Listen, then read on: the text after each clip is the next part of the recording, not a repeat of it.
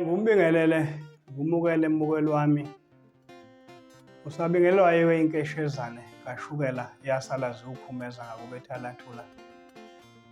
Ngikumukela kuyingosi yethu ethi sidla ngokhezo oludala.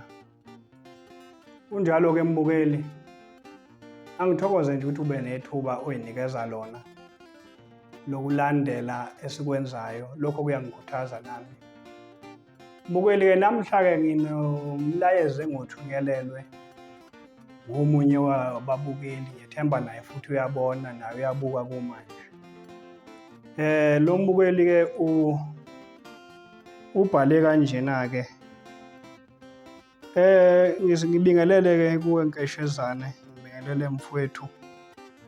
Engicela ukubuza kuwe ukuthi ngokolwazi lwakho ukuba kungani thina njengendlu emnyama ikakhulukazi thina abenguni siqoke ukusebenzisa imbuzi esikhundleni sokusebenzisa imvu ngoba abanye basebenzisa imvu?